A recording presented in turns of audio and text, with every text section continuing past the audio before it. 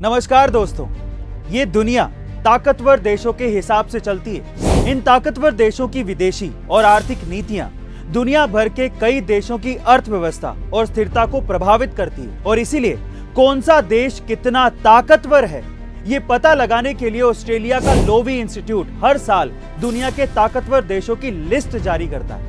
और हाल ही में Loewi institute ने एक बड़े सर्वे के बाद एशिया पावर इंडेक्स 2021 को जारी किया है। आपको बता दें कि लोवी इंस्टीट्यूट की रिपोर्ट सबसे ज्यादा सटीक मानी जाती है। इस रिपोर्ट में दुनिया भर के देशों के कई पैमानों को ध्यान में रखा जाता है, जैसे कि आर्थिक ताकत, सैन्य ताकत, देश की आंतरिक स्थिति, फ्यूचर प्लानिंग, दूसरे देशों के साथ संबंध, डिफेंस नेटवर्क, राजनीतिक और कूटनीतिक ताकत, इन सभी पर गहरी रिसर्च की जाती है। तो दोस्तों, इस रिपोर्ट के जरिए आज हम जानेंगे कि कौन सा देश है सबसे ज्यादा ताकतवर और क्या है भारत की स्थिति, मेरे यानी कि अरविंद अरोड़ा के साथ डीप एनालिसिस विद A2 में।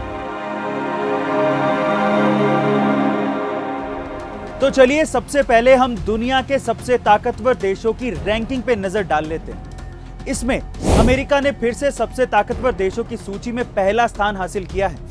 इस लिस्ट में चाइना दूसरे स्थान पर है। चीन के बाद तीसरा स्थान जापान ने हासिल किया है। वहीं इंडिया ने रशिया को पीछे छोड़कर चौथा स्थान हासिल किया है। रशिया 5वें स्थान पर है, जबकि ऑस्ट्रेलिया, दक्षिण कोरिया और सिंगापुर ने सबसे प्रभावशाली 8 देशों में अपनी जगह बनाए रखी है। लेकिन इंडोनेशिया अब 9वें स्थान पर आ गया है, जबकि मलेशिया टॉप 10 से बाहर हो गया है और उसकी जगह थाईलैंड ने ले ली है। अब आप ये सोच रहे होंगे कि ये तो एशिया पावर इंडेक्स की लिस्ट है, इसमें अमेरिका और ऑस्ट्रेलिया क्या कर रहे हैं? ये दोनों तो एशिया में आते ही नहीं। तो ऐसा इसलिए है क्योंकि ये इंडेक्स एशिया देशों से अच्छे संबंध रखने वाले देशों को भी शामिल करती है। अब ये तो हुई रैंकिंग जिसमें इंडिया रशिया से आगे है, पर सवाल ये है कि ऐसा क्यों? इसकी सबसे बड़ी वजह है इंडिया का बढ़ता डिफेंस सिस्टम और जियोपॉलिटिक्स, यानी कि सभी देशों से अच्छे संबंध। देखिए, हो कुछ यूं रहा है कि रशिया के साथ लगातार डिफेंस डील के बावजूद अमेरिका खुलकर इंडिया का विरोध नहीं कर पा रहा है और रशिया भी किसी भी कीमत पर भारत को अपने साथ रखना चाहता है, क्योंकि रशिया को अफगानिस्तान के ऊपर अपनी पकड़ मजबूत करनी है और इंडिया के बिना ये पॉसिबल नहीं है। और इंडिया भी ये साफ कर चुका है कि रशिया के साथ डिफेंस डील पर वो बहुत आगे बढ़ चुका है और अमेरिका के दबाव में अब वो नहीं आने वाला। इसीलिए इंडिया ने रशिया से कई सैन्य समझौते करके अपने डिफेंस सिस्टम को भी मजबूत किया है, जिसमें चाहे वो S-400 डिफेंस मिसाइल सिस्टम हो या फिर हाल ही में हुई 6 लाख AK-203 राइफल्स की डील। साथ ही लोवी इंस्टीट्यूट की रिपोर्ट में यह भी कहा गया है कि अगर इंडिया में कोरोना नहीं होता तो देश बहुत अच्छी रैंक पर पहुंच सकता था। वहीं दूसरी तरफ अगर हम इंडिया की तुलना चीन से करें तो इंडिया को चीन के 40% आर्थिक आउटपुट तक पहुंचने में अब करीबन 10 साल और लग जाएंगे। वहीं पिछले साल का अनुमान यह था कि इंडिया 2030 तक चीन के आर्थिक आउटपुट के 50% तक पहुंच जाएगा, पर कोरोना के चलते ये समय बढ़ गया। अब इंडिया के कमजोर पक्ष की बात करें तो इंडिया आंतरिक मामलों में काफी पीछे रह गया, जिसमें देश में होने वाले आंदोलन इसके लिए जिम्मेदार है, जैसे कि किसान आंदोलन, और इस वजह से भी इंडिया की रैंकिंग नीचे रह गई।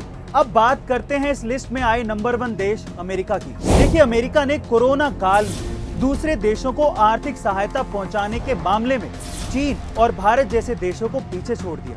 अमेरिका के साथ पूरे यूरोप की सैन्य शक्ति भी है, जिसमें ब्रिटेन और इजराइल जैसे देश शामिल हैं और जापान के साथ भी अमेरिका के अच्छे संबंध हैं। हाल ही में अमेरिका ने कई देशों में अपनी सैन्य शक्ति को मिलिट्री बेस स्थापित करके बढ़ाया भी है, जिसमें एशिया के कई देश शामिल हैं।